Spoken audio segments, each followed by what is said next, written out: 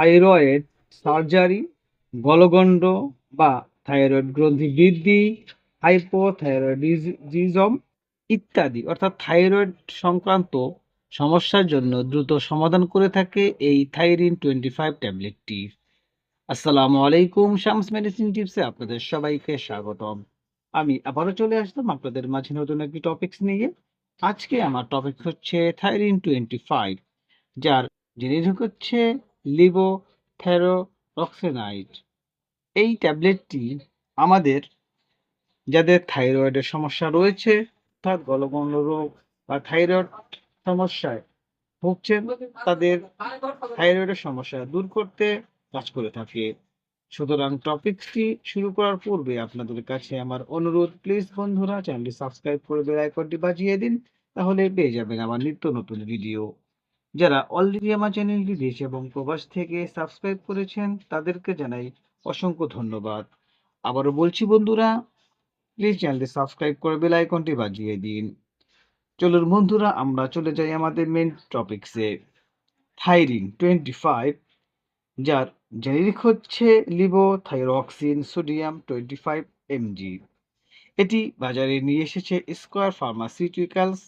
এই ওষুধটি আমাদের হরমোন ঘাটতিজনিত সমস্যা, যার কারণে এই ট্যাবলেটটি ব্যবহার করা হয়। থাইরিন 25 হলো থাইরয়েডের হরমোনের ঘাটতি, যা হাইপোথাইরয়েডিজম নামে পরিচিত, চিকিৎসার জন্য ব্যবহৃত একটি প্রেসক্রিপশন ঔষধ। এতে রয়েছে লিভোথাইরক্সিন সোডিয়াম, যা থাইরক্সিনের একটি কৃত্রিম রূপ, T4, যা সাধারণত থাইরয়েড গ্রন্থি দ্বারা উৎপাদিত একটি হরমোন। এই হরমোন শরীরে বিপাক, শক্তি উৎপাদন, তাপমাত্রা নিয়ন্ত্রণ এবং সামগ্রিক বৃদ্ধি এবং বিকাশ নিয়ন্ত্রণে গুরুত্বপূর্ণ ভূমিকা পালন করে। যখন থাইরয়েড গ্রন্থি পর্যাপ্ত হরমোন তৈরি করতে পারে না, তখন থাইরিন 25 স্বাভাবিক হরমোনের মাত্রা পুনরুদ্ধার করতে এবং শরীরে সঠিক কার্যকারিতা বজায় রাখতে সাহায্য করে থাকে।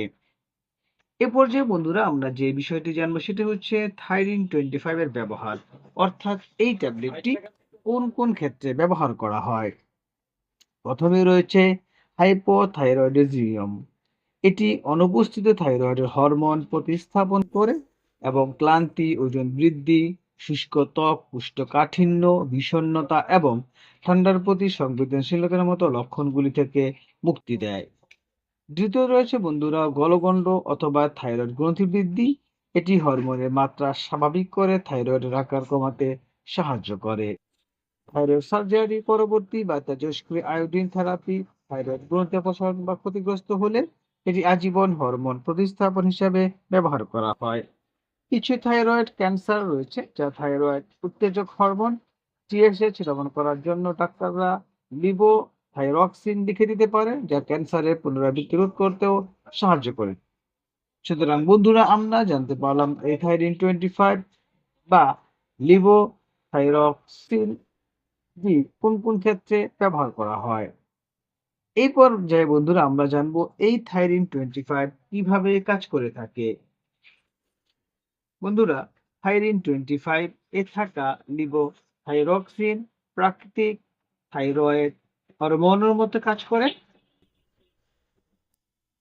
রক্তে প্রবাহে শোষিত হওয়ার পর এটি শরীরের টিস্যুতে সক্রিয় হরমোন T3 তে রূপান্তরিত হয়। এই হরমোন বিপাক নিয়ন্ত্রণ করে, কোষগুলিকে দক্ষতার সাথে অক্সিজেন এবং শক্তি ব্যবহার করতে সাহায্য করে, হরমোনের ভারসাম্য পুনরুদ্ধার করে, এটি শারীরিক ও মানসিক সুস্থতায় উন্নতি করে থাকে। সুতরাং বন্ধুরা, আমরা জানতে পারলাম যে থাইরিন 25 কিভাবে আমাদের শরীরে কাজ করে থাকে। এ পর্যায়ে বন্ধুরা আমরা জানবো যে এই থাইরিন 25 আপনি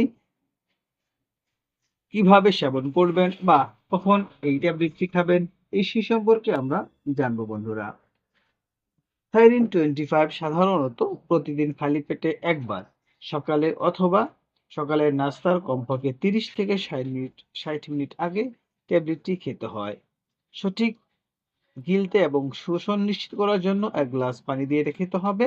হরমোনের মাত্রা সামঞ্জস্যপূর্ণ রাখার জন্য প্রতিদিন একই সময়ে এই ট্যাবলেটটি খেতে হবে। বয়স, ওজন, হাইপোথাইরয়েডিজম তীব্রতা এবং চিকিৎসার অবস্থার উপর নির্ভর করে ডোজ পরিবর্তিত হতে পারে। ডাক্তাররা সাধারণত 25 mg এর মতো কম ডোজ দিয়ে শুরু করেন এবং রক্ত পরীক্ষার ফলাফলে টিএসএইচ স্তর উপর ভিত্তি করে ধীরে ধীরে সামঞ্জস্য করেন। সম্পূর্ণ করতে সুবিধা লক্ষ্য করতে কয়েক সপ্তাহ সময় লাগতে পারে। অর্থাৎ বন্ধুরা, এই ট্যাবলেটটি প্রতিদিন আপনাকে একবার খেতে হবে।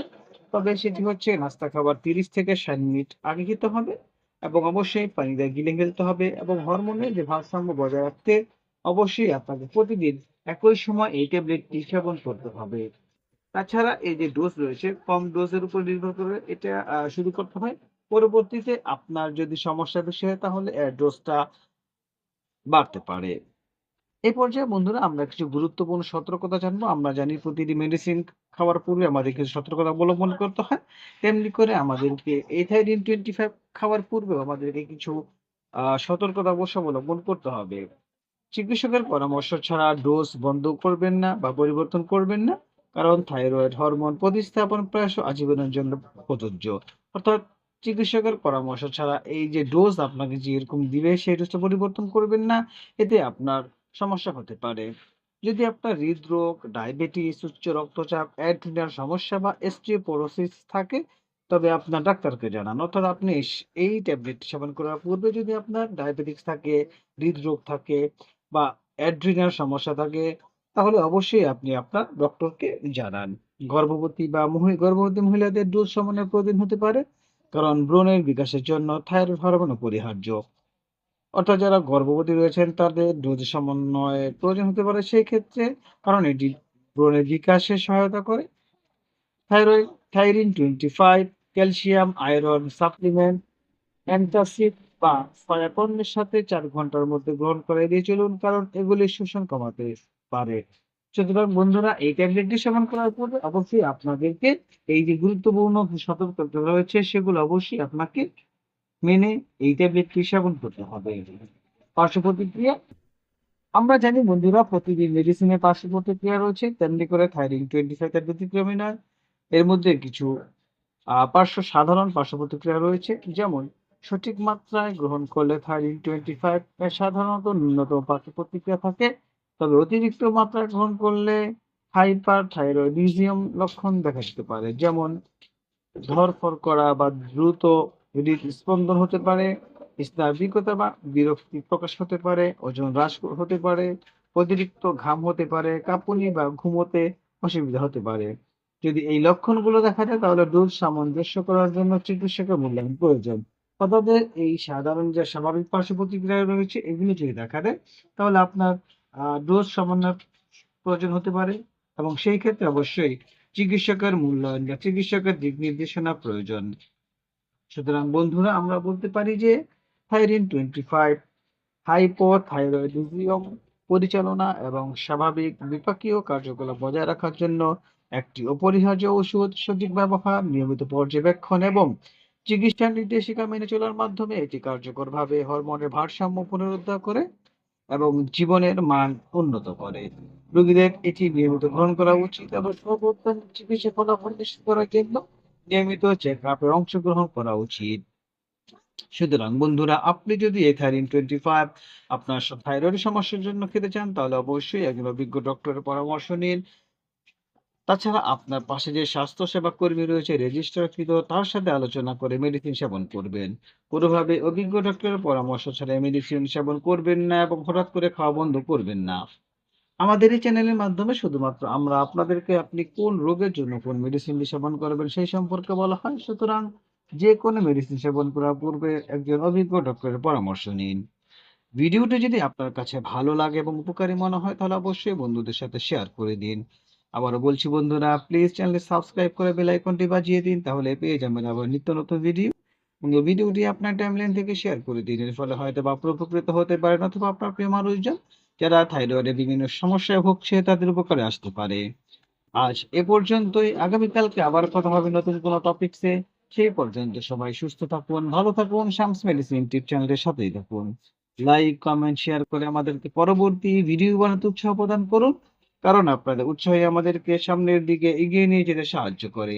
তাছাড়া আপনাদের যদি কোনো নির্দিষ্ট টপিকস থাকে, কোনো বিষয় জানতে চান, অবশ্যই কমেন্টস করে জানান। আমরা আপনাদের সেই কমেন্টস এর উপর ভিত্তি করে আপনাদের জন্য সেই ভিডিও নিয়ে আসবো। আজ এ পর্যন্তই। আগামীকালকে আবার কথা হবে নতুন কোনো টপিকসে। সেই পর্যন্ত সবার সুস্থতা কামনায় খোদা হাফেজ।